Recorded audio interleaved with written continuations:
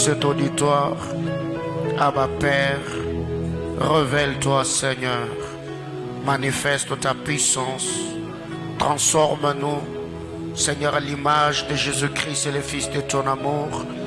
Permets que par ta parole et ton esprit, que nous atteignions la stature parfaite de Jésus-Christ. Que nous puissions, Seigneur éternel, te plaire en toutes choses. Et que la bénédiction d'alliance réclame la vie de chacun d'entre nous. Éternel Dieu de gloire, nous avons besoin de toi ce matin. Bénis ton Saint-Nom.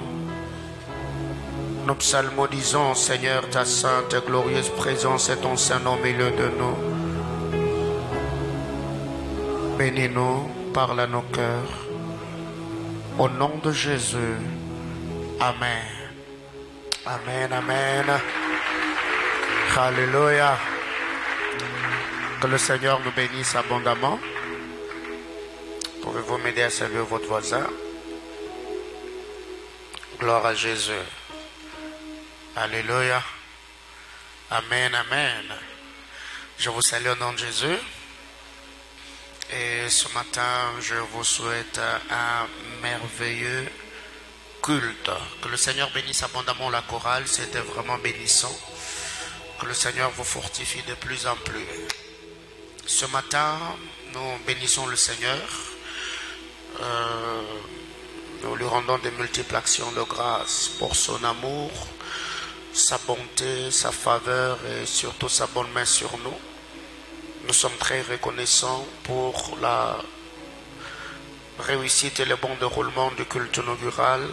Manaïm, Kasumbali, c'est ce qu'on peut acclamer le Seigneur pour cela. Oh. Qui était-nous à Kasumbalisa le dimanche dernier? Qui était-nous à Kasumbalisa?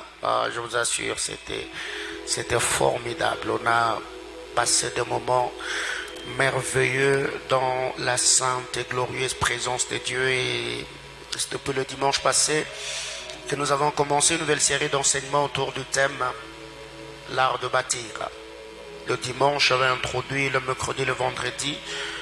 Comme nous étions dans notre semaine de sanctification, nous avons porté la parole du Seigneur. Et ce matin, c'est notre culte de puissance. Nous avons 4 dimanches. Le premier dimanche, nous avons le culte de sanctification. Deuxième dimanche, nous avons le culte de puissance. Troisième dimanche, nous avons le culte de projet.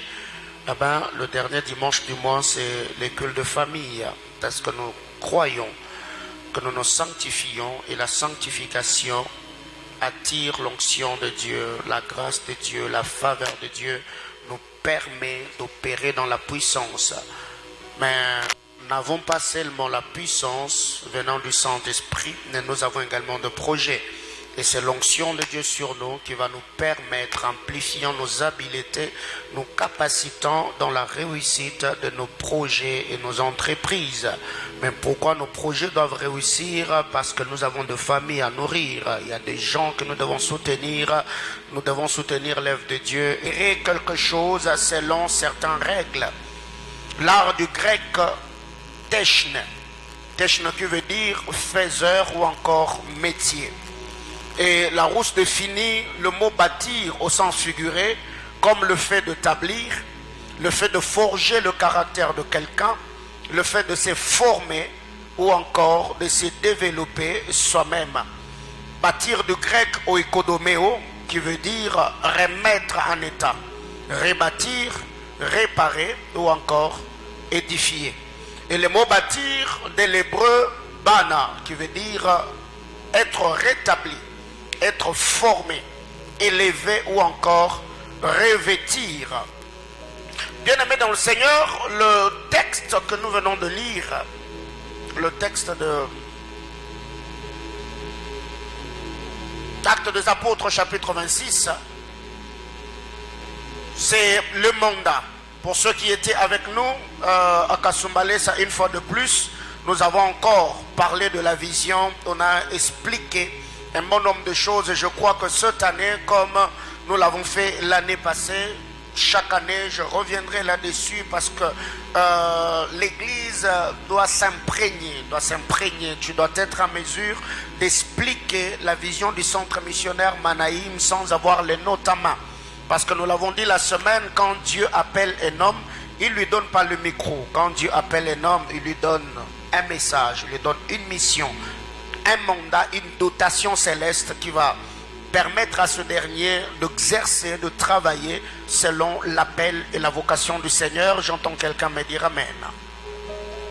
Alors déjà, en lisant la parole du Seigneur, nous connaissons très bien cette histoire. L'apôtre Paul, qui autrefois était Saul de Tarse, a rencontré le Seigneur. Et bien sur le chemin de Damas, le Seigneur lui est apparu. Je suis dans Actes chapitre 9. Il a vu une lumière resplendissante et étant sur son cheval, Saul et tous ceux qui l'accompagnaient sont tombés. Mais j'aime la manière dont Saul explique au roi Agrippa dans Actes des Apôtres chapitre 26 que nous venons de lire. La Bible déclare, je suis au verset 13, vers le milieu du jour, ô roi, j'ai vu en chemin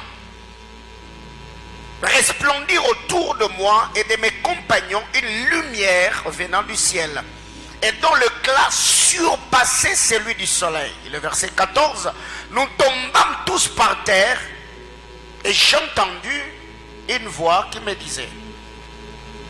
Ici déjà vous allez vous rendre compte, quand l'apôtre Paul parle, Paul dit nous tombâmes tous par terre. Mais Paul ne continue pas en disant nous entendîmes tous la voix du Seigneur. Ils sont tous tombés, mais tous ceux qui étaient tombés, tous n'avaient pas entendu la parole de Dieu, n'avaient pas reçu l'instruction venant du Seigneur. Bien-aimés dans le Seigneur, vous devez vous rendre compte, ou retenir ce matin, on peut tous être au culte comme ce matin, mais nous ne serons pas tous bénéficiaires de la grâce, de la faveur ou de l'onction que le Seigneur répandra ou déversera dans ses cultes. Tout dépend seulement de la compréhension, de la disposition du cœur, de la sensibilité, encore la réceptivité des choses qui seront dites ce matin. Ce qui fait que beaucoup de gens ont une vie chrétienne collective.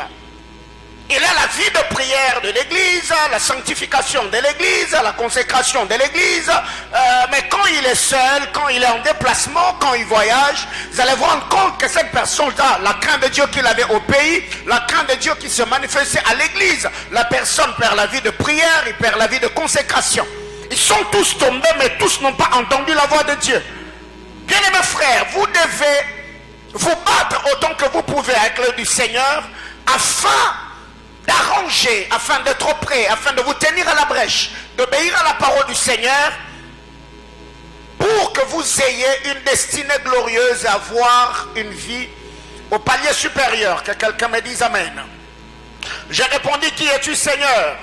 Et le Seigneur dit, je suis Jésus que tu persécutes.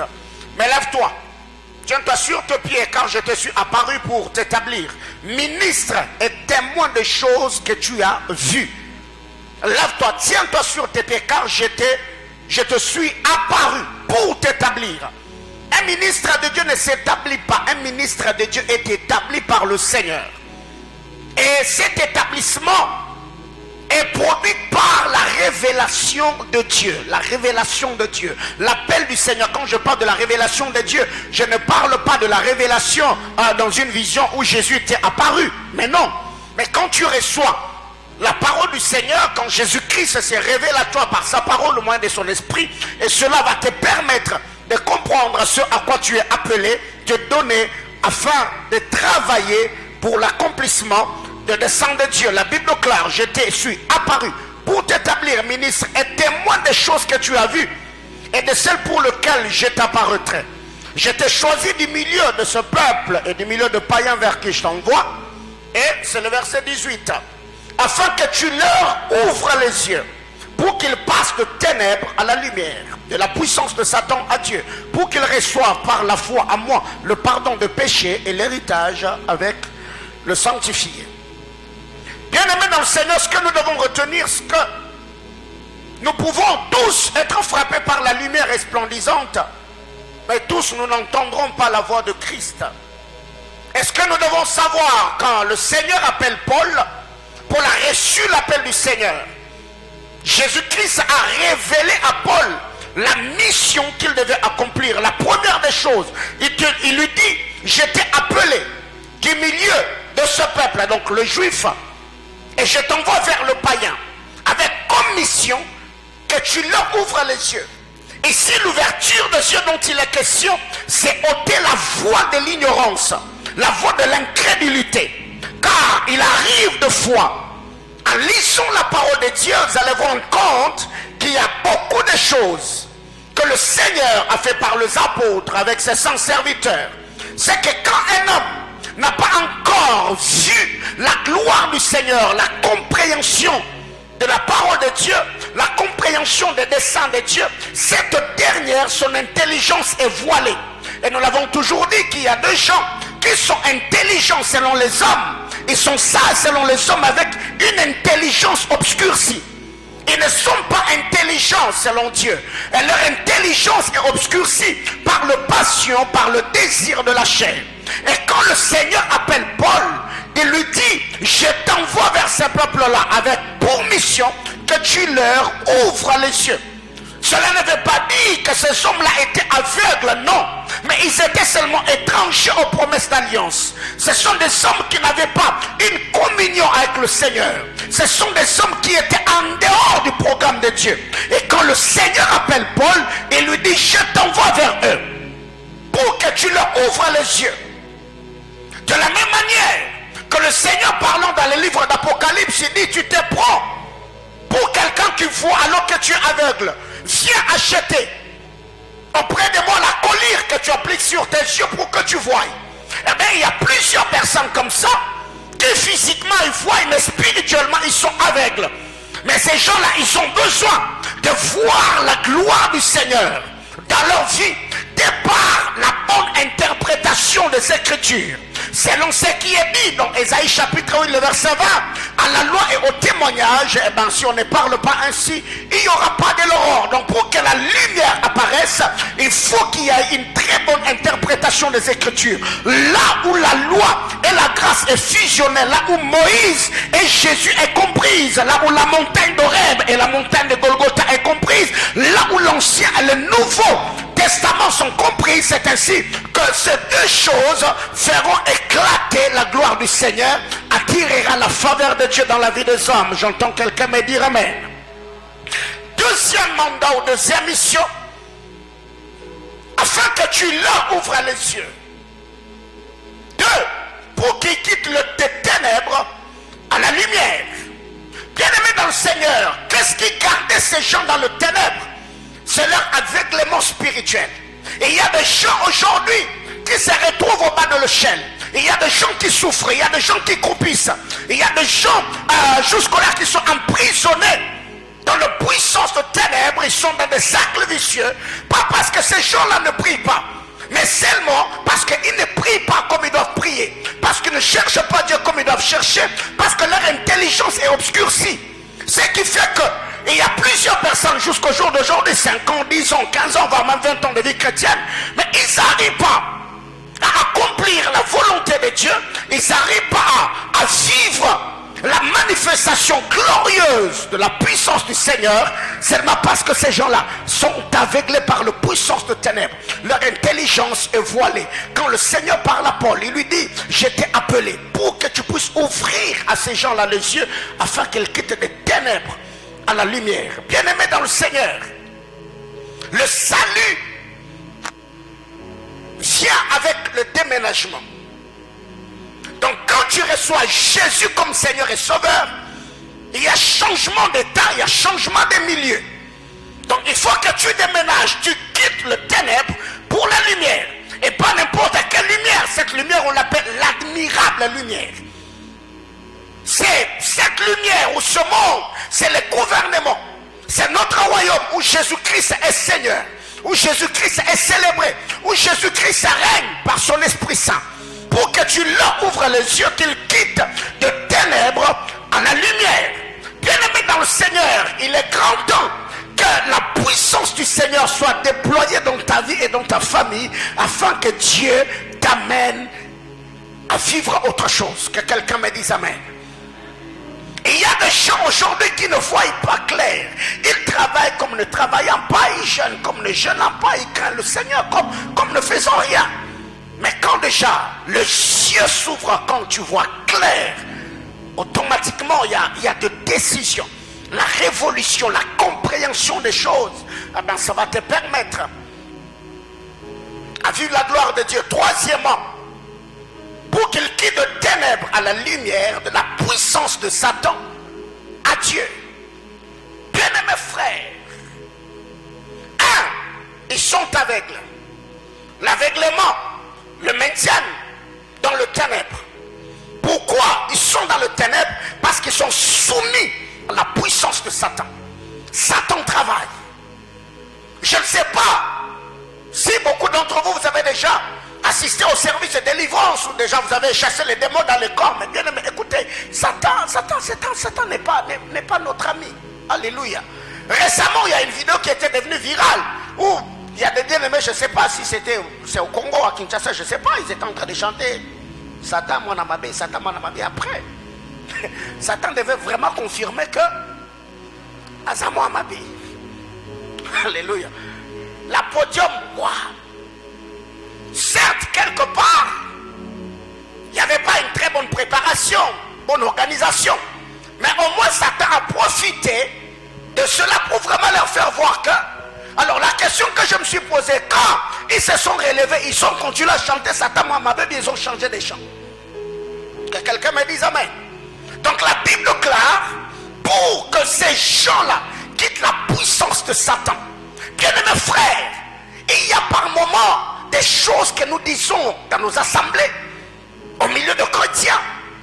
On essaye un peu de justifier notre manque de puissance. Oh, l'Éternel a donné, oh, l'Éternel a repris. Écoutez, tous ceux qui meurent ne meurent pas dans la volonté de Dieu. Tous les accidents qui se font ne se font pas dans la volonté de Dieu. Il y a des accidents orchestrés par des puissances de ténèbres. Il y a des gens qui meurent parce que Satan a porté atteinte à leur vie. Bien-aimés dans le Seigneur, si vous voyez les chars des Égyptiens être ralentis, si vous voyez les roues de leurs chars être ôtés, ce n'est pas que l'ingénieur qui avait fabriqué ce char-là était incapable, mais il y a un ange, la Bible déclare, l'ange du Seigneur est venu, il a bloqué le char de leurs roues et il a ôté les pneus. Donc si un ange du Seigneur, pour ralentir la marche des Égyptiens, il peut bloquer les routes. Donc il y a aussi des accidents.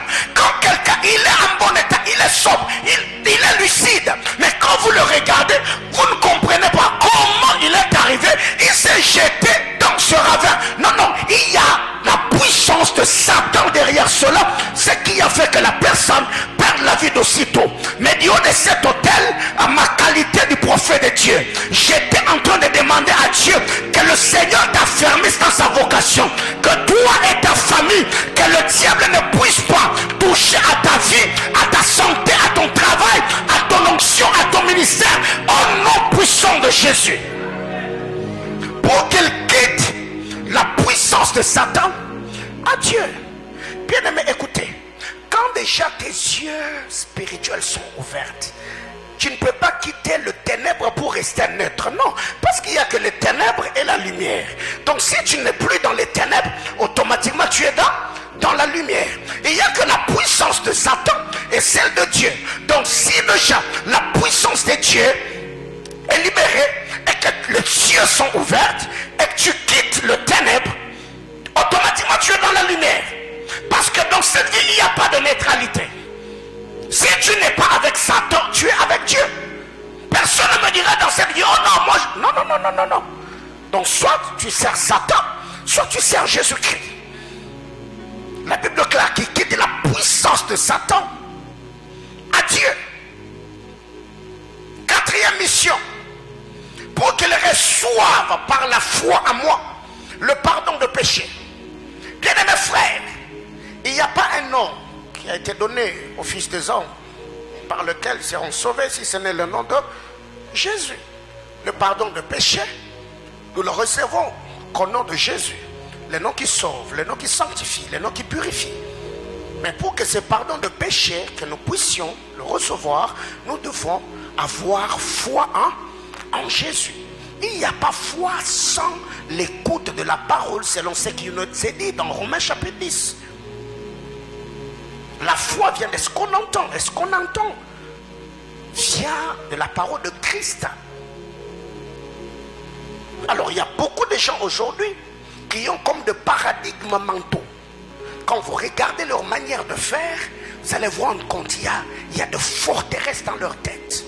Et le chrétien, il prie, il craint Dieu, il va à l'église. Mais quand vous regardez sa manière de faire, c'est comme si il sert un autre Jésus-Christ. Ce qui fait au Congo, quand on voit Dieu utiliser quelqu'un ou quelqu'un faire ce qu'on ne fait pas, on l'attaque directement. Il est magicien, il est occultiste. Dieu n'est pas notre garçon de course pour faire toujours des choses que nous maîtrisons. Quelqu'un comprend de quoi je parle?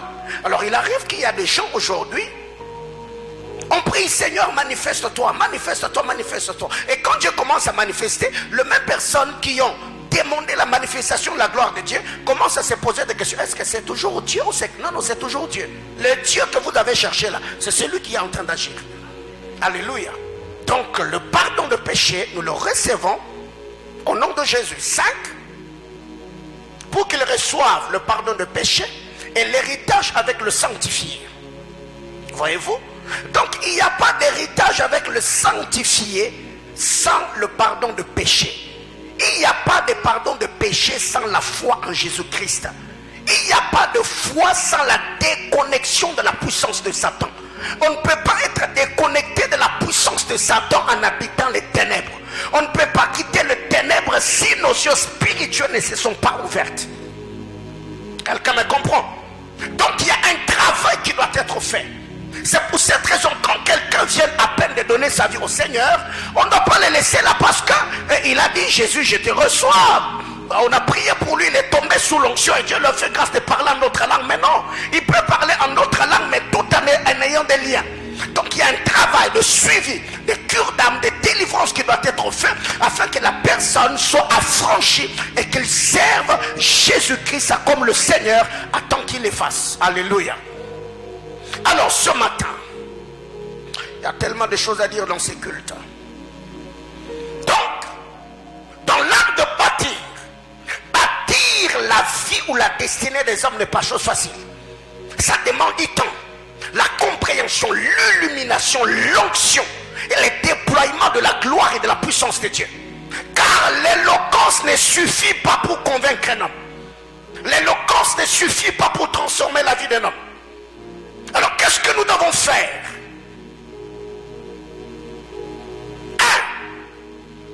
Tout bâtisseur doit avoir la patience pastorale et l'espérance apostolique. Tout bâtisseur doit avoir la patience pastorale et l'espérance apostolique. Qu'est-ce que j'appelle patience pastorale et espérance apostolique? C'est qu'aujourd'hui, le Seigneur peut te donner une âme. Il t'envoie des gens qui sont, comment je peux les appeler, invivables, donc insupportables. Quand tu les regardes, tu te dis, Seigneur, malgré toutes les prédications que je pressais, l'imposition, tout, mais comment est-ce que ces frères, ils vivent toujours dans les mêmes choses? Eh bien, il faut être patient. La patience pastorale et l'espérance apostolique. La patience pastorale, ça va te permettre d'accorder à cette personne-là une seconde chance. Et l'espérance apostolique te poussera à croire que Jésus-Christ finira par le transformer, Jésus-Christ finira par le changer. Et il y a même des parents comme ça qui aujourd'hui, ils ne parlent plus à leurs enfants. Ils ont rejeté les enfants, ils ont maudit les enfants. Pourquoi? Toi j'ai conseillé, toi j'ai puni, j'ai fait tout ce que je pouvais faire, tu ne changes pas, alors je me fous de ta vie. Non, chers parents, ayez la patience pastorale et l'espérance apostolique. Continuez à prier pour ces garçons-là, continuez à faire le travail que vous pouvez faire jusqu'à ce que la main puissante agissante de Dieu se manifestera dans sa vie. Alléluia. Il y a également un papa ici, tu as fait un travail dans la vie de ton épouse. Il y a une épouse ici qui a fait un travail dans la vie de son époux. Depuis que tu as prié, depuis que tu as parlé, tu avais même pris tes clics et tes claques, tu avais quitté la maison pour punir cet homme. Mais jusqu'à là, tu sens que rien ne change. Mais non, non, non, non, non. Ne continue pas à t'attaquer à la personne. La patience pastorale et l'espérance apostolique, je crois que le Dieu en qui j'ai placé ma confiance, il finira par me faire justice et changera la vie de la personne. Que quelqu'un me dise amen. Deuxième vérité, il faut identifier l'esprit derrière les actes que posent les hommes. Il faut identifier l'esprit qui les anime. Car il y a d'autres personnes qui font certaines choses, pas parce qu'ils le veulent, mais parce qu'ils sont sous l'emprise du diable. Ces garçons-là, quand il est à la maison, il est doux, un homme calme, très poli. Mais il suffit seulement qu'il boive. C'est autre chose. Cette fille-là, quand vous la regardez, elle a reçu une très bonne éducation. Elle est calme. Mais quand on vous présente la personne et les choses qu'il... Vous vous posez des questions. Seigneur, c'est un démon qui habite le corps de ces garçons, de cette fille. Non, non, non. Il faut identifier l'esprit. Pourquoi il fait ça? Pourquoi ces garçons achètent l'alcool? Pourquoi mon mari n'écoute pas? Pourquoi cette fille, elle court toujours derrière les hommes? Dès que l'esprit est identifié, tu verras que tu ne vas plus t'attaquer à la personne. Tu vas d'abord combattre ou t'attaquer à l'esprit qui anime la personne. Et dès que le démon est chassé, la personne sera libre. Que quelqu'un me dise amen. Alors qu'est-ce qu'il fait? Il y a des parents qu'on n'a pas soutenus. Il y a des enfants qu'on a chassés de la maison parce qu'on nous a dit que la fille elle est sorcière. La chasser de la maison ne va rien changer. Parce que s'il y a déjà des choses que cet enfant-là a bloquées dans le monde spirituel, dans le monde de ténèbres, et tu la chasses, elle va faire quoi? Elle va délier, bien encore, elle va encore serrer.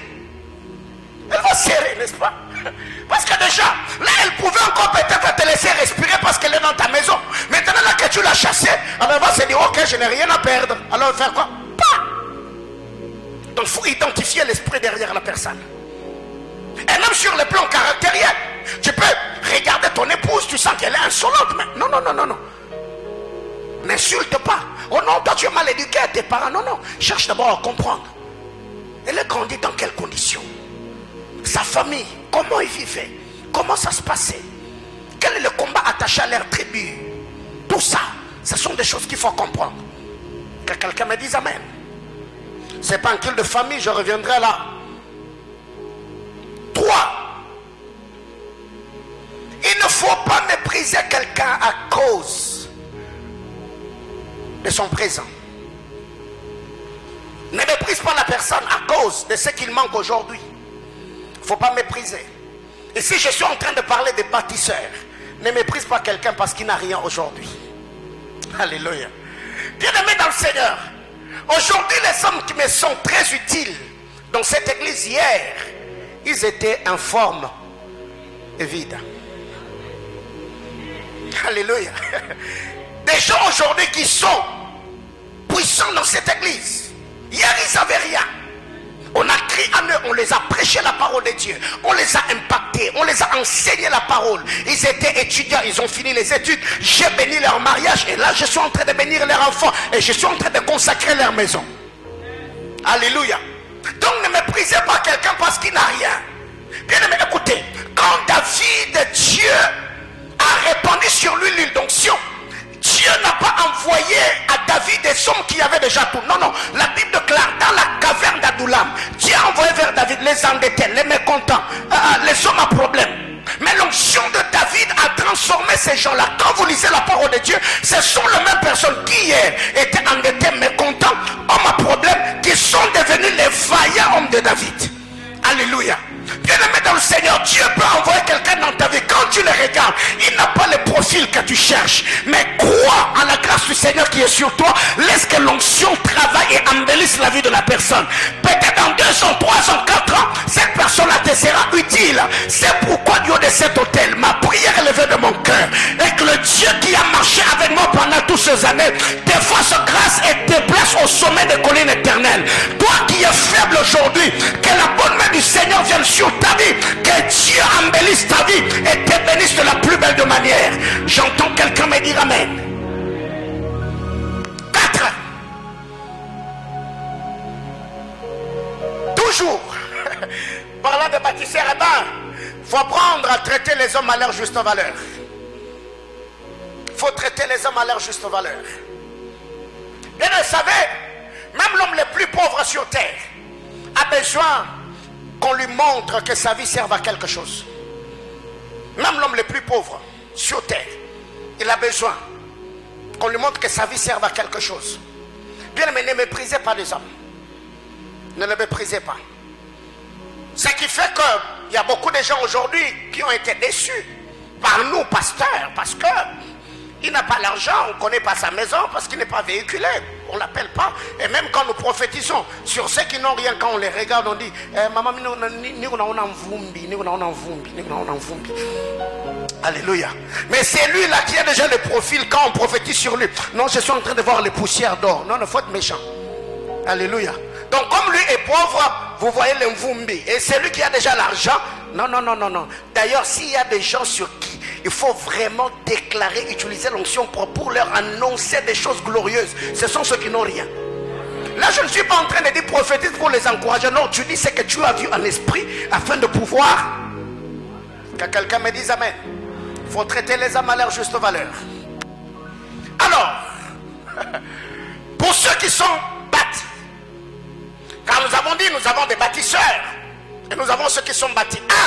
Il faut apprendre à identifier ton sycomore. Il faut identifier ton sycomore. Qu'est-ce que j'appelle sycomore? Ça veut dire il faut apprendre à identifier ton homme de Dieu. Bien-aimés frères, dans le corps du Christ, il y a beaucoup d'hommes de Dieu. Mais chacun d'entre nous a son homme de Dieu. Ton homme de Dieu est ton sacrificateur. Ton homme de Dieu est celui que Dieu a établi sur toi pour t'annoncer la parole de Dieu. Ton homme de Dieu est cet homme providentiel que Dieu a placé sur ta vie. Nos hommes de Dieu ne sont pas les hommes de la saison. Non, non, non, non, non. C'est quelqu'un que Dieu a placé sur ta vie. Quand tu le regardes, tu dis non, non, non. Moi, spirituellement parlant, je m'identifie à cet homme. Son Dieu est mon Dieu. Alléluia. Quand vous lisez l'histoire de Ruth et Naomi, vous allez vous rendre compte, Ruth avait une révélation.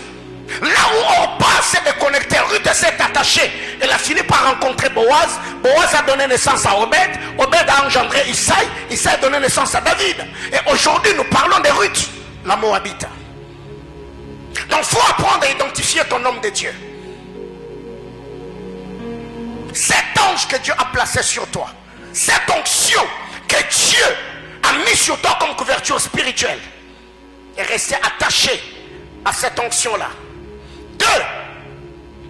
Il faut apprendre à rester focus sur la rémunération malgré le caprice du roi et de son onction. Apprends à rester concentré sur la rémunération même si le roi et son onction deviennent capricieux.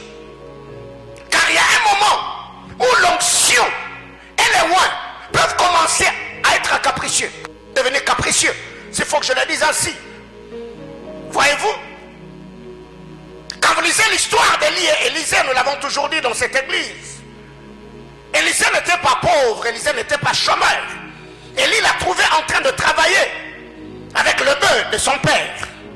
Quand il arrive, il jette le manteau sur lui. Élisée a supplié Élie en lui disant: laisse-moi aller célébrer ou fêter avec mes amis, dire au revoir à mes parents, avant je te servirai. Il a servi Élie. Et quand vous lisez même plus tard, on dit Élisée est celui qui versait l'eau dans le main d'Élie. Mais quand est arrivé le moment où il devait recevoir sa récompense, Élie et son onction commencent de caprice. Reste ici, l'Éternel m'envoie à Gilgal. Reste ici, l'Éternel m'envoie à Jéricho. Reste ici, l'Éternel m'envoie au Jourdain. Élisée est resté fort. Il dit: l'Éternel est vivant, ton âme est vivante, je ne te laisserai pas. Alléluia. Mais qu'est-ce qui arrive? Il y a par moment, ton homme de Dieu sait que la saison est la saison où tu dois recevoir ton manteau. il commence maintenant à t'éprouver.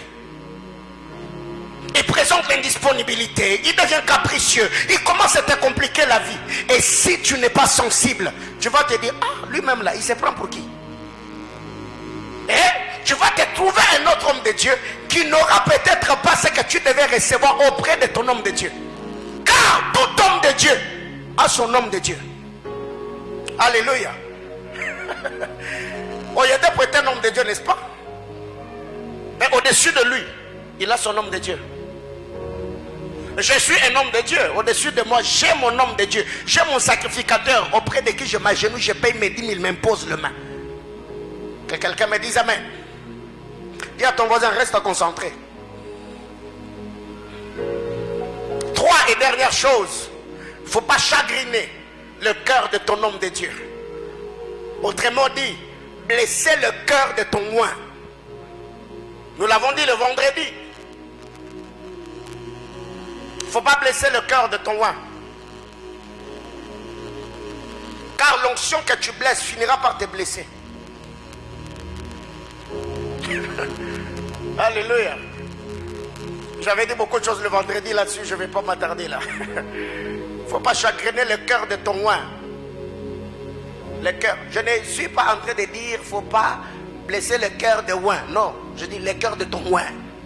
C'est moi là, ma vie, c'est cette onction. Ma vie, c'est cet homme. Ma destinée, c'est cet homme. Ma destinée attachée à cette onction. Non, non. Il ne faut pas chagriner le cœur d'un tel homme. Alors, ce matin, dans l'art de bâtir, que devons-nous faire? Que devons-nous faire pour bâtir selon le modèle de Dieu? Ah, que Dieu m'aide en tout cas à dire ce que j'allais dire ce matin. Que devons-nous faire? Étant bâtisseurs. Ici, parlant de bâtisseurs, chacun d'entre nous est bâtisseur. Tu es père, tu es une mère potentielle. Même si tu n'es pas marié, Dieu n'ajoutera rien. Ce qui fait qu'aujourd'hui, si tu vois une fille de 8 ans se tenir devant Dieu en disant à Dieu, Seigneur, permets que j'aie aussi une poitrine comme celle de ma mère, c'est qu'elle n'a pas compris. Ce qu'elle doit demander à Dieu, c'est la patience, c'est le temps. Parce que la poitrine finira par venir de par le développement hormonal. Si un enfant se met devant Dieu et dit, Seigneur, je veux aussi avoir une barbe comme la barbe de mon père, c'est qu'il n'a pas compris. Il y a des choses qui viennent avec le temps. Voyez-vous? Tout Dieu l'a déjà mis en toi. Tu es un père, une mère potentielle. Tu as juste besoin du temps. Alors, que devons-nous faire pour bâtir selon le modèle de Dieu?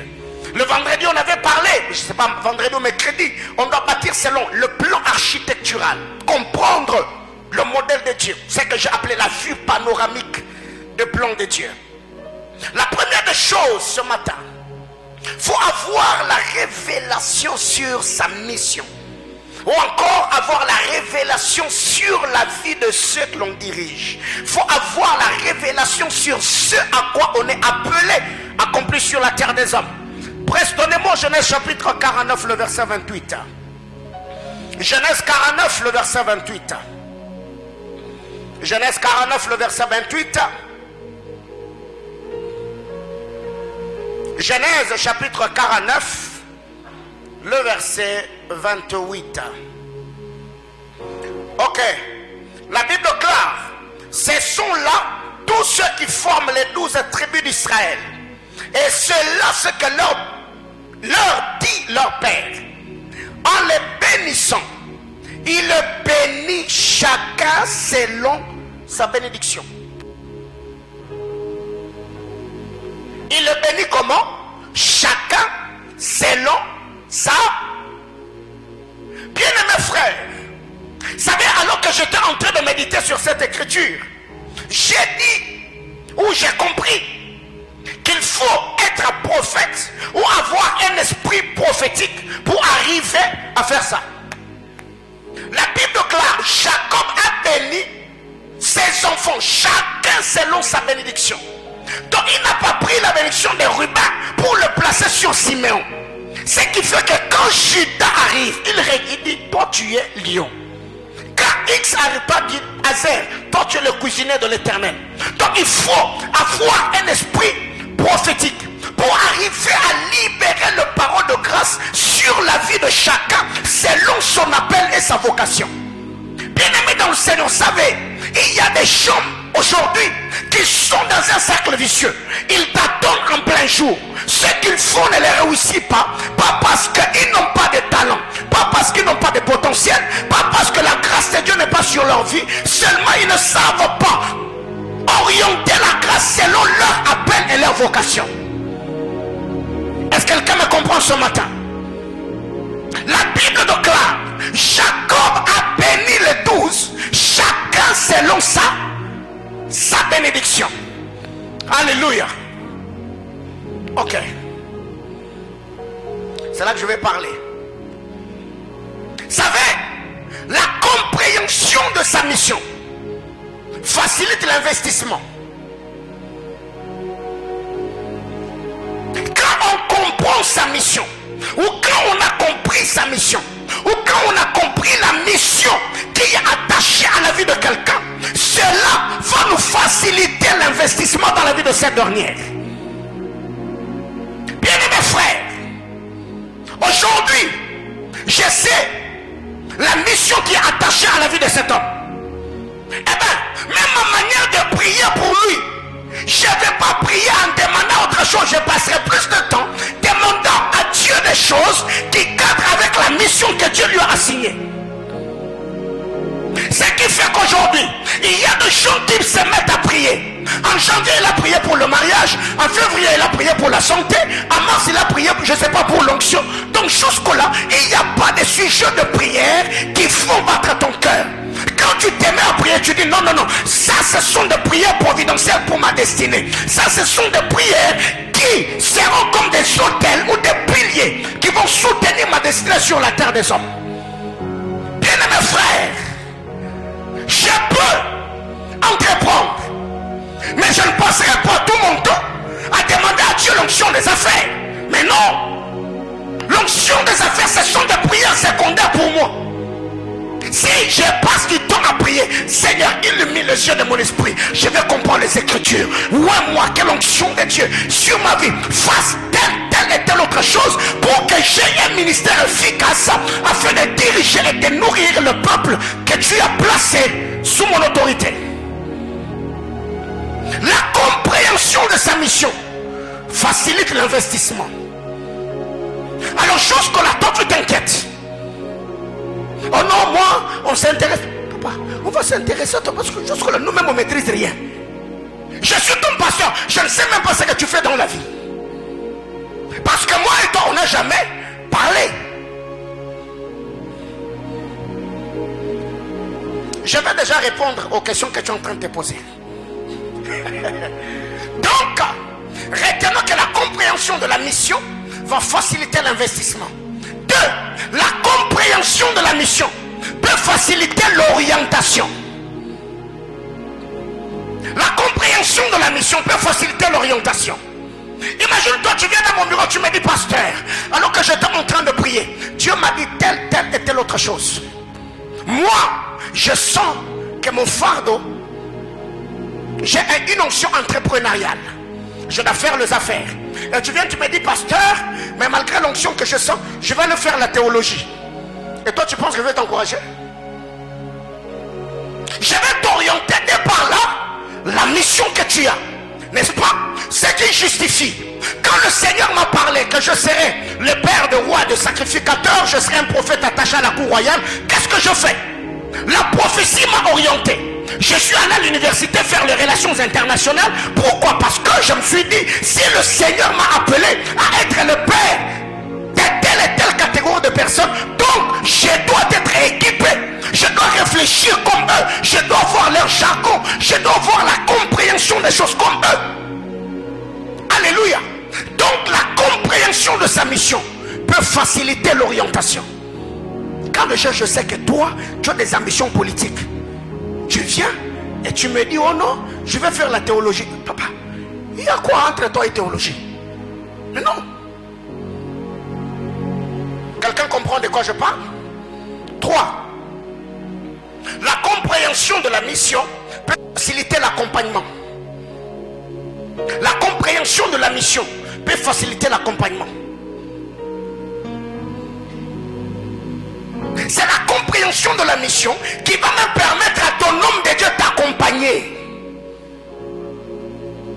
Ce matin, quand je suis arrivé dans mon bureau, la première chose à faire, je me suis connecté.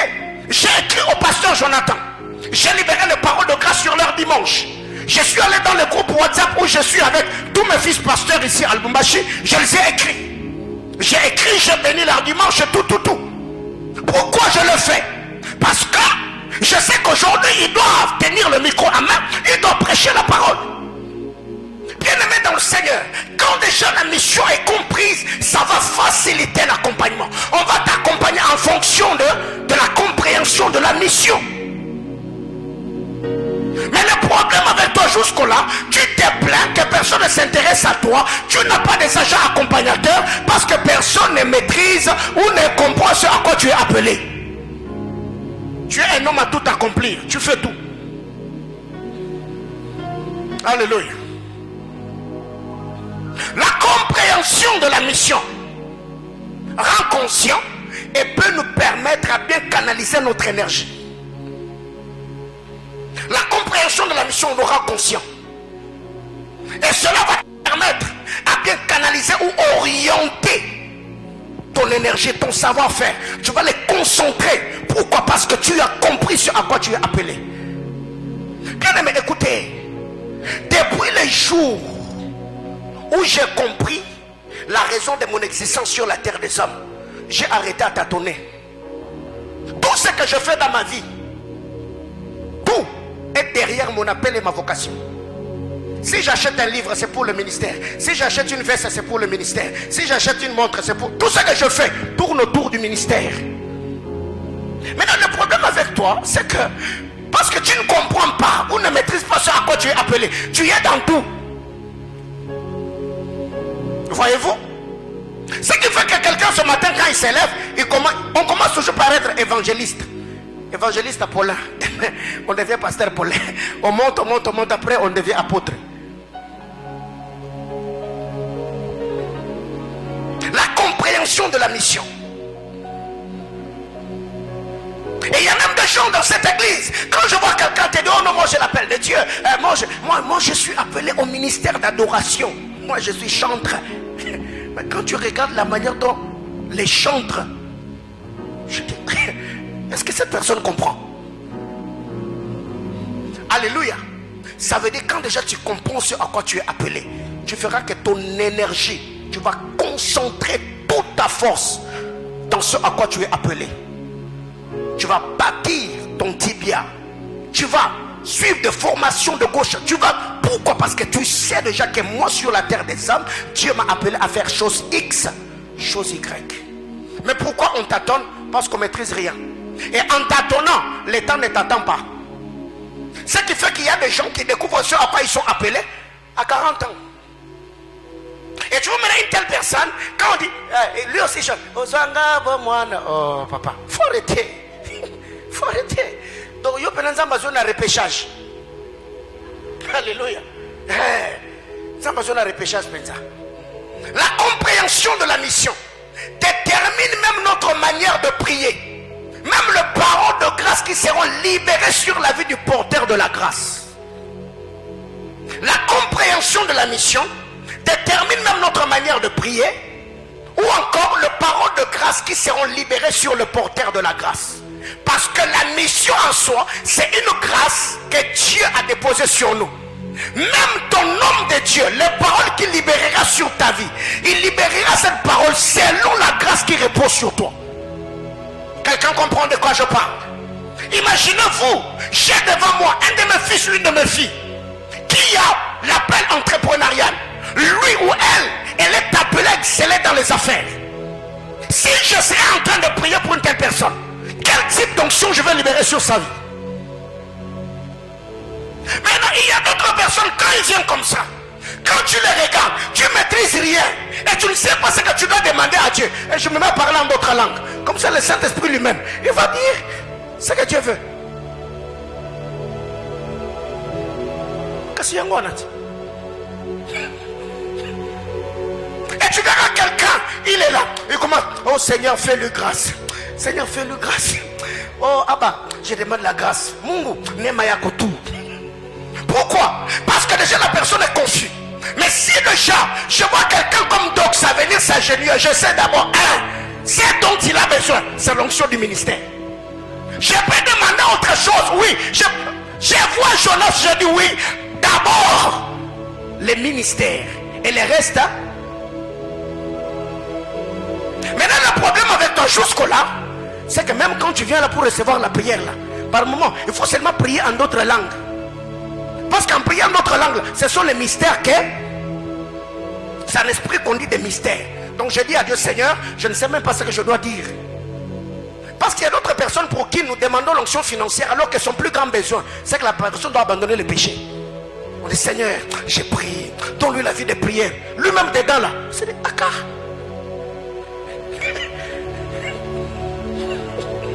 Alors, comment découvrir sa mission? Je crois que c'est la question que tu t'es posée. Comment découvrir ce à quoi on est appelé? La liste est exhaustive, mais je parle de 4 choses. 1. Il faut apprendre à poser des questions sur des événements qui se sont déroulés avant la grossesse, pendant la grossesse ou à ton enfance, voire même lors de ta naissance. Il faut poser des questions. Le bébé Jésus, il y a des événements qui s'étaient déroulés avant qu'il ne soit conçu, pendant qu'il était dans le sein de sa mère, même le jour de sa naissance, les mages sont venus avec de l'or, de l'encens et de la myrrhe. Déjà un tel enfant, même quand on l'a amené au temple, Simeon, quand il a eu dans ses mains l'onction de l'esprit sur lui, il a prophétisé sur l'enfant. Et la Bible déclare, Marie, sa mère, garda ces choses dans le cœur. Bien aimé frère, posez des questions à vos parents. Papa, parlez-moi. Est-ce que il y a quelque chose qui était attaché à ma venue sur la terre des hommes? Parce que si tu es Benjamin, la question à poser, papa, qu'est-ce qui vous a poussé à me donner le nom de Benjamin? Eh bien, il vous dira, lors de ton accouchement, ta mère t'avait appelé Ben-Oni parce qu'elle avait des douleurs. Mais quand je suis venu, j'ai changé ton nom en t'appelant le fils de ma droite. Automatiquement, Benjamin ne comprendra pas seulement ce que veut dire son nom, mais aussi la position qu'il doit occuper dans la société.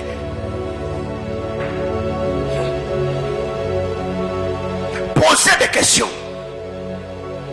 Parlez avec vos responsables. Chers parents, prêtez attention sur la vie et la venue au monde de vos enfants. Prêtez attention. 2. On peut découvrir ce à quoi on est appelé par la voix prophétique, ou encore par la parole ou les paroles prophétiques libérées sur ta vie. 1 Roi chapitre 11 du verset 29 au verset 39. Jéroboam sort. Arrivant quelque part dans les champs, il rencontre Achija de Shilo. Achija de Shilo avait, la Bible déclare, il avait un manteau neuf. Achija prend le manteau, il le déchire en 12 pièces. Il prend 10 morceaux, il donne à Jéroboam et lui dit, ainsi déclare le Seigneur, tu seras le roi d'Israël et à toi Dieu donne 10 tribus. Là, il était militaire dans l'armée de Salomon. Mais quand il reçoit la parole prophétique, il est devenu ce que Achija de Shilo lui avait dit. Bien aimé frère, par moment vous négligez les prophéties parce que vous pensez que ce sont des informations. Une prophétie libérée sur ta vie n'est pas une information. Une prophétie libérée sur ta vie est un décret. C'est un programme de Dieu que Dieu vient t'annoncer, te disant que dans cette saison il y a telle et telle autre chose que le Seigneur fera avec toi. Mais il y a des gens, année après année, prophétie après prophétie, et tu verras ces gens-là, même après avoir reçu de prophétie, ils sont restés le même. Bien aimé frère, je prends au sérieux les paroles prophétiques qui sont libérées sur ma vie. Parce que quand Dieu vient, il te dit, mon frère, pendant que je suis en train de prier, Dieu me dit telle et telle autre chose. Papa, c'est ça ta vie. Eh oh. C'est quoi ça? C'est ça ta vie. Alors que faire? Après avoir reçu une parole prophétique, bien-aimé, va en prière. Bâtis un hôtel. Car tout hôtel réclame toujours dans les hauteurs la vie de la personne qui l'a érigé. Tu bâtis un hôtel. Tu scelles dans la vie de celui par qui Dieu est passé pour t'annoncer la chose. Et tu dis, je m'attends à cela. Mais combien d'entre nous ont reçu des prophéties, des prophéties et des prophéties? Tu es l'appel au ministère, quelqu'un vient et te dit, pendant que je suis en train de prier, le Seigneur me fait voir, je vois des étoiles tourner autour de tes mains. Dieu me dit, tu as l'onction de la guérison. Et toi, ce que tu fais? Tu fais quoi? Hey, je pars à Kaoma, je prie. Comme je n'ai pas encore de gens à diriger, je vais à Mama Yem. Est-ce que je peux prier pour les malades? Il faut commencer à tester ça. Attention, babikite, yo me kakaka, je me soussou. Quand on tambo le ministère fongwam.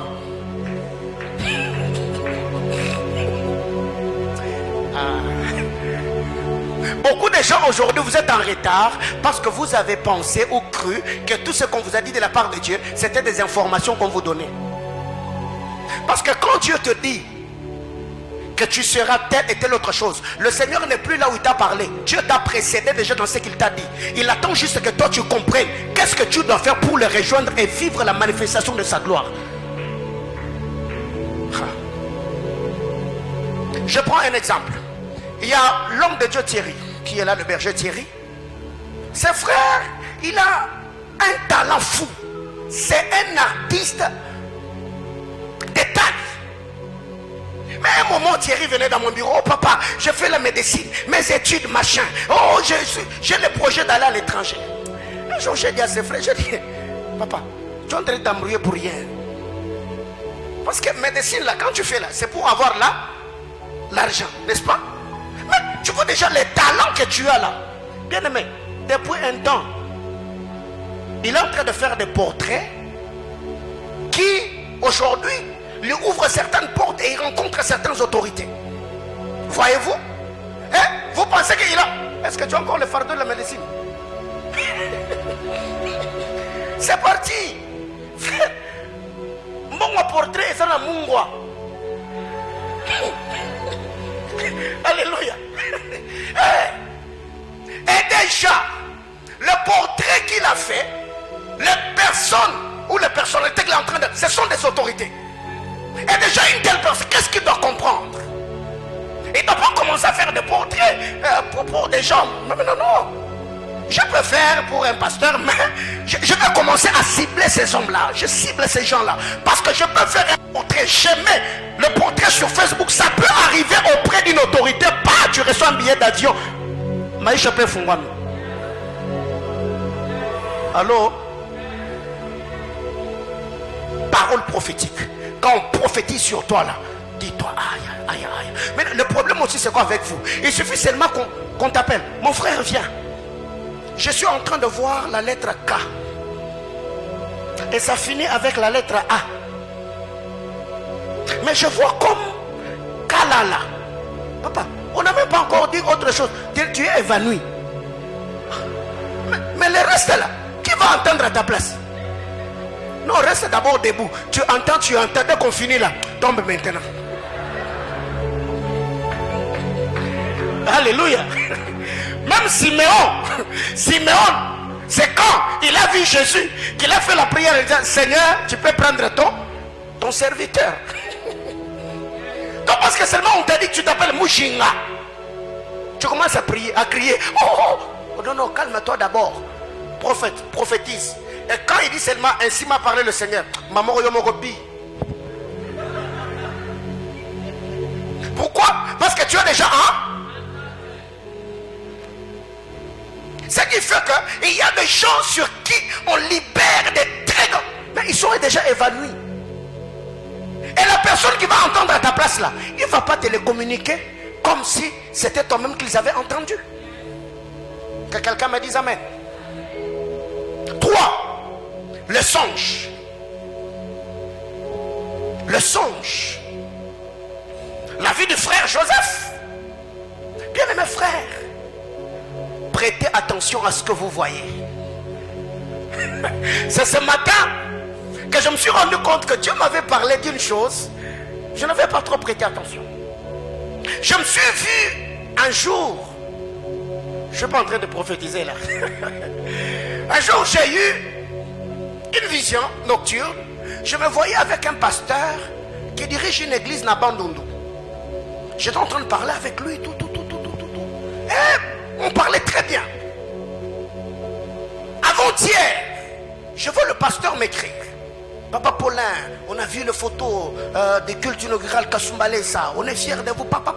On a parlé avec lui. Merci beaucoup, homme de Dieu. Merci pour les encouragements. Ce matin, avant que je ne sorte, j'entends mon téléphone sonner. Je décroche. Il se présente et dit, je suis tel pasteur. Je vous appelle ce matin parce que pendant que je priais, Dieu m'a dit que vous puissiez bénir notre culte de ce matin. Je dis, waouh. Et je lui ai dit, je ne sais pas si tu as entendu quand je parlais avec lui. Je lui ai dit, non, laisse-moi d'abord arriver au bureau comme je suis en train de m'apprêter. Laisse-moi arriver au bureau, je vais t'appeler. Quand je suis arrivé au bureau, je l'ai appelé, j'ai parlé avec lui. Papa. J'ai béni son ministère et c'est parti. Donc il y a d'autres rencontres comme ça que vous pouvez recevoir. C'est une instruction que Dieu t'a donnée dans ton sommeil. Quelqu'un comprend de quoi je parle? Joseph était devenu ce qu'il avait vu. Et ce que j'aime, la Bible déclare, quand il a eu le premier rêve, le deuxième, la Bible déclare, le frère de Joseph l'ont haï. Mais le père de Joseph, la Bible déclare, Jacob prit le temps, réfléchissant sur ce que l'enfant devait aller devenir. Donc, ne négligez pas, ne méprisez pas ce que vous voyez. C'est que le Seigneur vous révèle dans vos sommeils, ne négligez pas. 4. La passion. Ou encore, ce que tu fais aisément dans ta vie. Ou encore, maîtriser ce que tu as comme talent inné. Maîtriser ce que tu as comme talent inné. Le talent. L'habileté. Bien de mes frères, il y a des gens qui ont la grâce de gouverner. Comme Joseph. La grâce de gouverner. Toi, quand tu arrives quelque part, même dans ton école, tu étais toujours chef de classe. Quand tu arrives partout dans la société, tu gagnes facilement la confiance des hommes. Tu es éloquent. Bien mes frères, le talent inné peut être un indicateur de ta destinée. Ce que tu fais aisément, c'est comme l'exemple que j'ai donné avec le berger Thierry. Talent inné, il a ça dans le sang. Mais beaucoup de gens qui ont des talents innés ne perfectionnent pas leur talent. Tu peux perfectionner ton talent en suivant des formations qui vont avec. Pourquoi? Parce que je peux avoir un talent inné, mais je dois apprendre à avoir des techniques, des méthodes pour perfectionner mon talent et orienter cela. Ce qui fait que beaucoup de gens aujourd'hui ont beaucoup de talent, beaucoup de potentiel, mais quand vous regardez leur manière de faire, 4 ans, 5 ans, 6 ans, 10 ans, vous ne sentez pas une amélioration dans sa manière de faire. Deuxième chose, que faire? Premièrement, je dis, nous devons découvrir la mission ou ce à quoi on est appelé. Et là, je viens de parler de 4 sous-points. Deuxième chose, après avoir compris ou découvert ce à quoi tu es appelé, il faut chercher l'onction. Il faut chercher l'onction, frère. Il faut chercher l'onction. Il faut chercher l'onction. Luc chapitre 4, le verset 1er et le verset 14. Jésus, rempli du Saint-Esprit, fut conduit au désert où il jeûna pendant 40 jours, 40 nuits. 14. Jésus sortit du désert, revêtu de la puissance du Saint-Esprit. La renommée de Christ ne s'était pas répandue quand il était rempli. La renommée de Christ s'est répandue quand il a reçu le revêtement. Mais Jésus, revêtu de la puissance de l'Esprit, retourna en Galilée. Et sa renommée s'est répandue dans tous les pays d'alentour. Bien-aimés frères, il y a beaucoup de gens qui ont des talents. Beaucoup ont d'habileté. Mais il manque une touche surnaturelle sur eux. L'onction de Dieu. Il y a beaucoup de gens qui maîtrisent les principes macroéconomiques et que sais-je encore.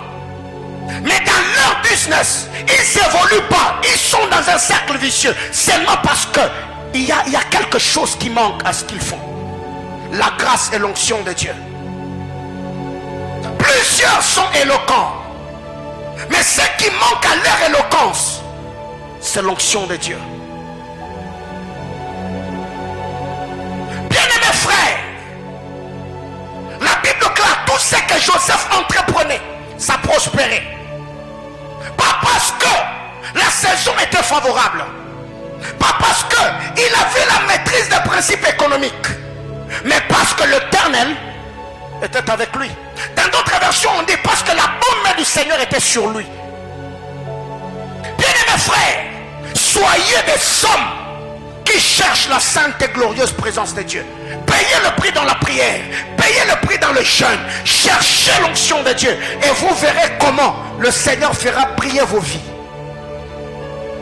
L'onction de Dieu amplifie nos habiletés.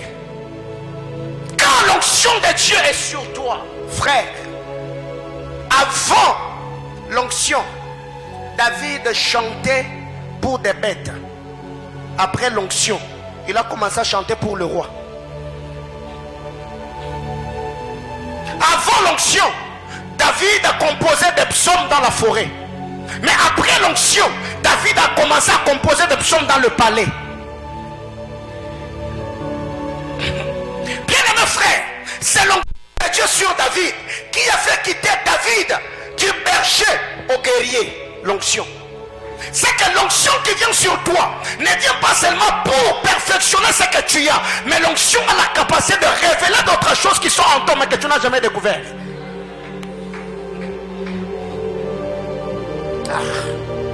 Bien-aimés frères,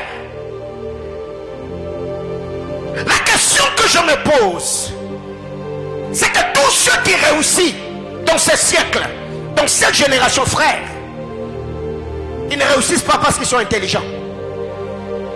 Il y a des sautelles qui soutiennent leur carrière. Si tu vois un homme réussir, frère, malgré ce que nous avons comme adversité, difficultés auxquelles nous sommes confrontés, frère, non. Il n'y a pas de réussite et une excellence hasardeuse. Non, il y a un prix à payer. L'onction de Dieu amplifie les habiletés. L'onction de Dieu, c'est la main invisible de Dieu derrière la main visible de l'homme. C'est que quand tu vois un homme avoir de très grands résultats, dis-toi, au-delà de ce qu'il fait, il y a une main surnaturelle qui l'accompagne. Bien-aimés frères, on ne réussit pas parce qu'on veut. Si c'était la volonté de réussir, je crois qu'au Congo, avec toutes les prières que nous faisons et les démons là que nous chassons, ah non, on allait très très loin. L'onction, c'est la main invisible de Dieu derrière la main visible de l'homme. L'onction, c'est le char d'Élie. Un homme naturel, quand il lira l'histoire d'Élie, verra Akab sur le char, Élie en train de courir à pied. Mais un homme spirituel, c'est que Élie n'était pas en train de courir à pied. L'onction, la main de Dieu, était les ailes de l'aigle qui avait porté Élie pour lui donner une vitesse accélérative au-delà de char d'Akab.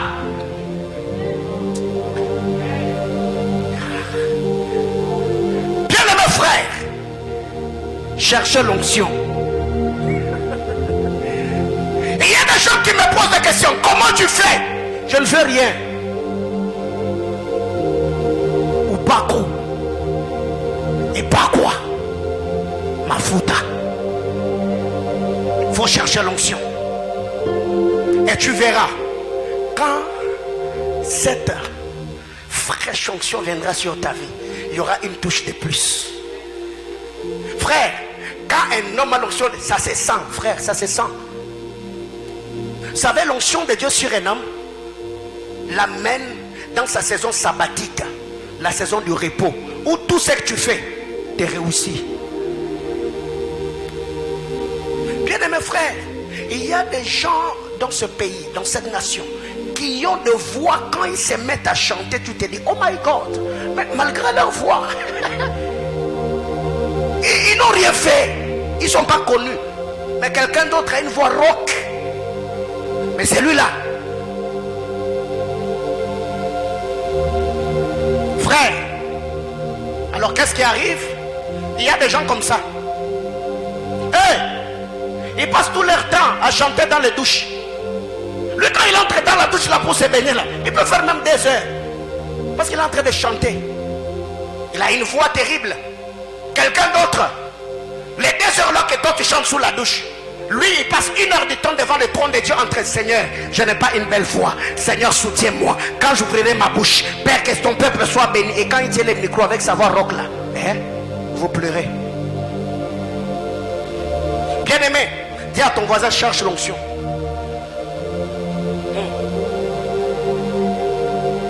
L'onction de Dieu est cette capacité qui nous permet d'avoir des résultats de manière surnaturelle. Résultats de manière surnaturelle. Bien aimé frère, c'est cette grâce-là qui était sur Isaac et qui accompagna sa sémence. Genèse 26, la Bible déclare, Isaac s'aima cette année-là. Il recueillit le centuple. Pas parce que la terre était favorable, pas parce que la saison était bonne, parce que l'Éternel les bénit. Et nous l'avons toujours dit, quand un homme est en accord avec Dieu, Dieu le bénit. Quand un homme est en désaccord avec Dieu, Dieu le maudit.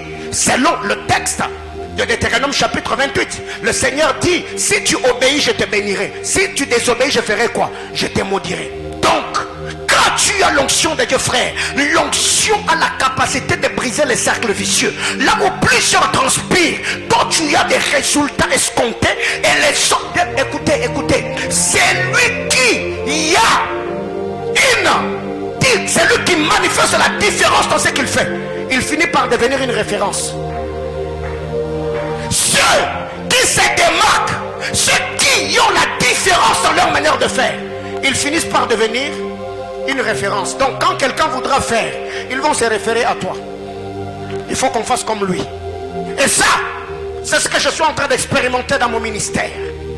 Pourquoi? Parce que nous sommes soutenus par le puissant de Jacob.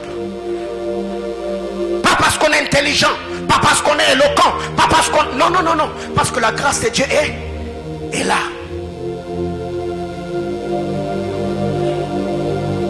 L'onction, c'est par elle qu'on peut parfumer les destinées des hommes. C'est par elle qu'on peut introduire quelqu'un dans sa saison. Bien, par l'onction de Dieu, un homme peut te prendre du fumier et te place à la table des grands. Comment David est-il devenu roi? Parce qu'il a rencontré un roi. Comment est-ce que Saül est devenu roi? Parce qu'il a rencontré un roi. Bien mes frères, lisez l'histoire de la Bible. Et il y a des hommes providentiels. Quand tu les rencontres, ta destinée change.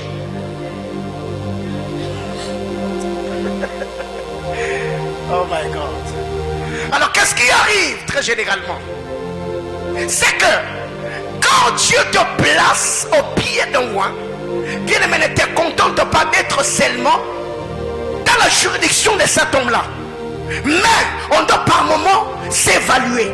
Depuis que je suis au pied de cet homme, qu'est-ce que j'ai reçu de son Dieu? Qu'est-ce que j'ai reçu? Qu'est-ce que ma vie est devenue? Bien mes frères, il y a des hommes qui sont loin. Il y a des hommes qui sont porteurs de la grâce et de la faveur de Dieu. Les rencontrer, sa présence dans ta vie va libérer un parfum de grâce et de faveur. Et partout tu fouleras la plante de tes pieds. Tout ce que tu vas entreprendre, ça va te réussir parce que il y a une onction qui est au-dessus de toi. 3.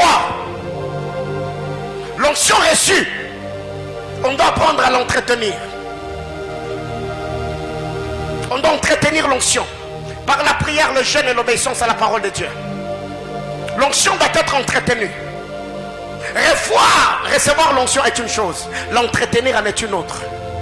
Beaucoup se sont contentés de recevoir l'onction, mais peu sont ceux qui ont cherché la discipline qui marche avec leur onction pour bien l'entretenir. Dieu te voit par la grâce, mais maintenir ton onction au-delà de la grâce de Dieu, il y a des choses que tu dois faire, il y a des principes que tu dois comprendre, il y a des prix que tu dois payer. Quand vous lisez la parole de Dieu, dans Marc chapitre 1er, du verset 32 au verset 42, Marc 1, 32 à 42, Jésus-Christ, fils de Dieu par essence, il était loin. Mais en lisant cette portion d'écriture, la Bible déclare très tôt le matin, Jésus, alors que les disciples dormaient, il est allé au désert chercher l'onction. Pourquoi? Parce qu'il avait des malades à guérir. Pourquoi? Parce qu'il avait des paralytiques à faire marcher. Pourquoi? Parce qu'il avait des lépreux à purifier. Mais un peu plus haut, la Bible déclare, au coucher du soleil, il guérit plusieurs malades. Mais le matin, il ne s'est pas contenté de guérir le malade aujourd'hui avec l'onction d'hier. Très tôt le matin, il est allé au désert. Bien-aimés frères, je peux prêcher mercredi, je prêche vendredi, je ne prêcherai pas dimanche avec l'onction du vendredi. Chaque culte a sa particularité. Je me tiendrai devant le trône de Dieu afin de pouvoir recevoir la grâce et le manteau qu'il me faut pour ces cultes-là. Et quand vous descendez plus bas, les disciples sont venus. Ils ont dit à Jésus, nous t'avons beaucoup cherché, où étais-tu? Parce que tous sont là et te cherchent. La question que je me suis posée, Pierre, mais toi on t'avait déjà trouvé. Pourquoi tu n'as pas résolu leur problème? Est-ce que quelqu'un comprend? Ils sont venus. Les apôtres étaient les disciples de Christ, n'est-ce pas? Ils accompagnaient Jésus. Quand la foule est arrivée, la foule a trouvé Pierre. Mais ils avaient que faire de Simon Pierre, parce que Pierre n'avait pas ce qu'eux voulaient avoir. C'est ainsi que eux et Pierre sont allés à la recherche de Jésus. Ils ont dit à Jésus, tous sont là et te cherchent. Mais Pierre, toi on t'a déjà trouvé. Mais pourquoi ils ne se sont pas intéressés à toi? Ils doivent venir à ma... Bien, mais écoutez, les hommes ne devront pas te chercher parce que tu existes. Non. Il y a des gens qui sont frustrés. Au moins on m'appelle jamais. Non, non, non, non, non, non, non. On te cherchera à cause de trois choses. Ce que tu es, ce que tu as, et ce que tu sais faire. Trois choses. C'est dans ta vie, c'est trois choses. Comment on te ferait? Regardez. Eh oh. Tous ceux sont là. Ils font quoi? Ils te cherchent. Autrement dit, c'est lui qui est à la recherche de Dieu. Les hommes seront à sa recherche. Jésus est allé au désert en train de chercher Dieu. Ceux qui avaient besoin de Dieu sont allés à la recherche de celui qui était porteur de Dieu. Bien aimé, devenez des tabernacles ambulants. Payez le prix dans la prière. Entretenez l'onction, frère. Parce que tu ne sais pas ce que tu as comme onction. Les types de portes que ça peut t'ouvrir. Toi tu penses que si je n'avais pas l'onction, je pouvais rencontrer quelqu'un comme toi? Non, honnêtement parlant, qu'on se dise. Ah, tu es rare. Tu es cher. Donc, les hommes comme toi, pour les rencontrer, il faut avoir l'onction. Aïe, aïe, aïe. Bien aimés frères, ceux qui sont attirés par l'onction ne peuvent être maintenus que par l'onction qui les a attirés. Donc ceux qui sont attirés vers toi par la qualité qu'ils ont découvert, si tu veux que ces gens-là restent, garde ce qui les a attirés, parce que les jours où tu les perdras, ils vont s'en aller.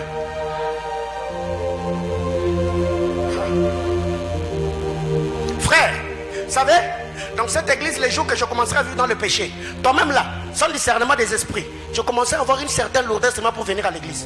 Je te réveille le matin. Un mois, 2 mois, 3 mois, jusqu'à ce que Dieu va tourner ton cœur dans une autre église et tu vas là-bas. Alors comme je sais que ce qui fait que toi et moi nous soyons ici, c'est l'onction. Frère, je les garde jalousement. Et précieusement d'ailleurs.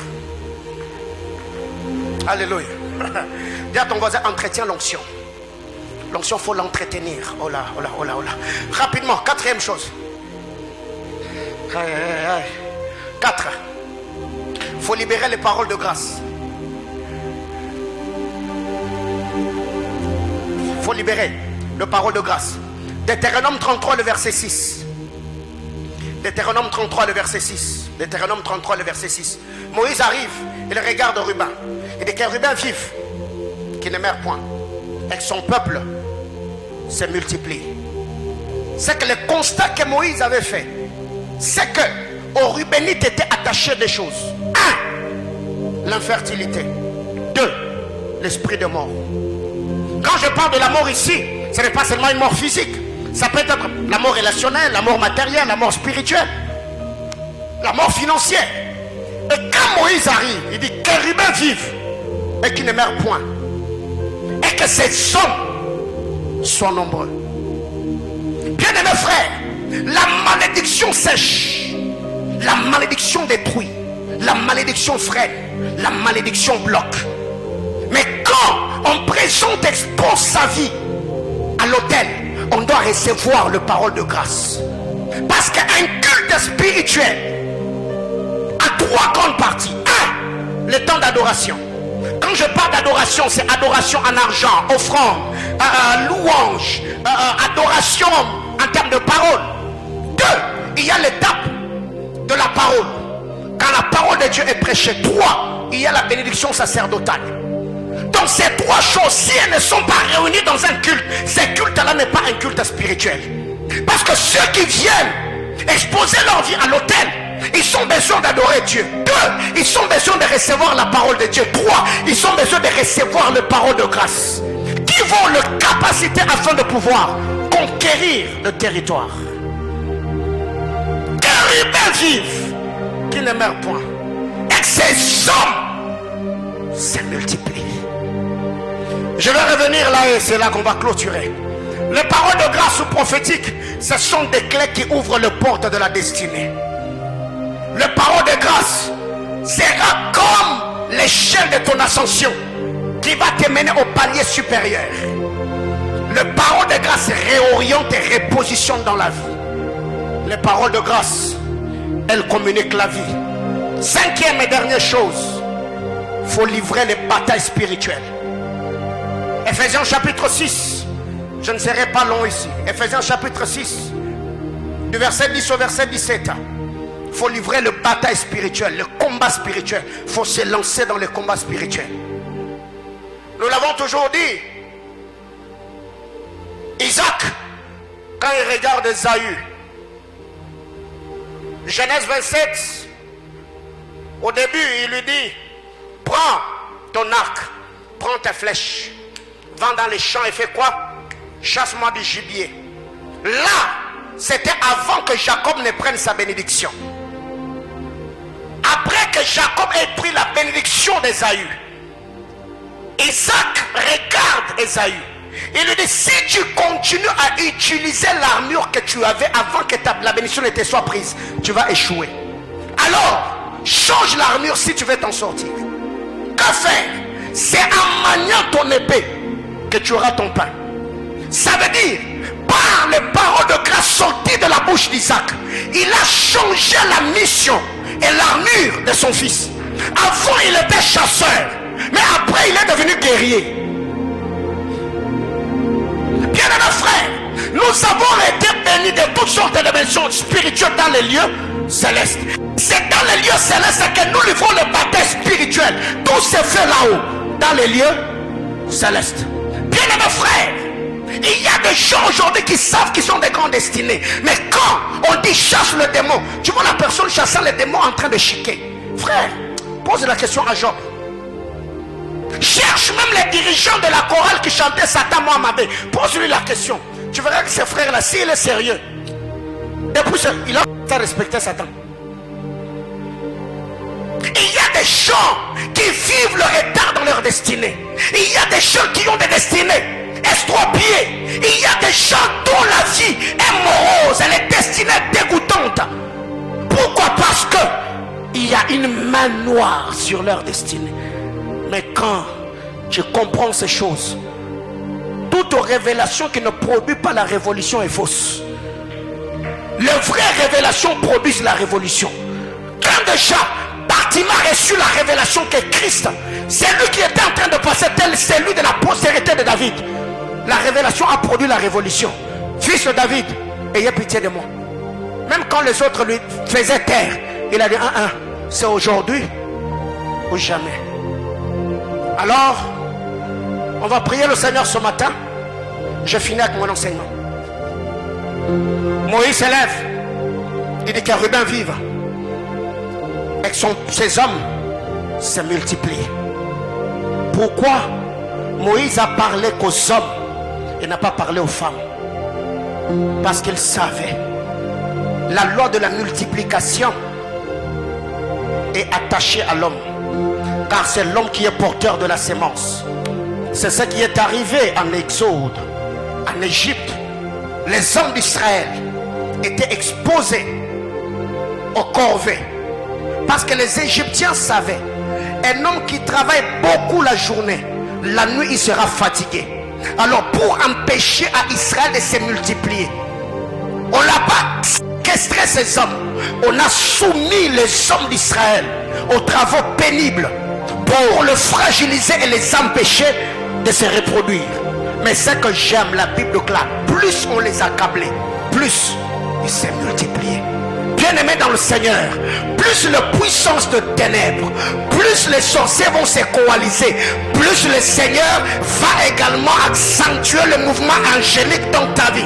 Plus ils chercheront à t'écraser, plus leur écrasement deviendra pour toi un ressort qui va te placer au sommet des collines éternelles. Ceux qui te maudissent, ils te maudissent parce qu'ils ne savent pas la source à laquelle tu es attaché. Ma prière élevée de mon cœur est que le Dieu d'alliance en cette saison, qu'il te fasse du bien, qu'il te donne et réjouisse ton cœur. Que la main puissante agissante du Seigneur soutienne ta vie de la plus belle de manière. Que Dieu te surprenne au-delà de tes attentes. Que mes prières prennent la forme de tes besoins. Ce que je suis en train de demander ici, je prie que cela prenne la forme de tes besoins. Si c'est le mariage, si c'est l'onction, la percée, l'émergence, je prie que la main du Seigneur soit sur ta vie. Que Dieu te donne une vitesse vertigineuse et que les grâces du Seigneur enfouies en toi, que Dieu par sa bonne main puisse te permettre à vivre la gloire de Dieu. Lève-toi, on va prier.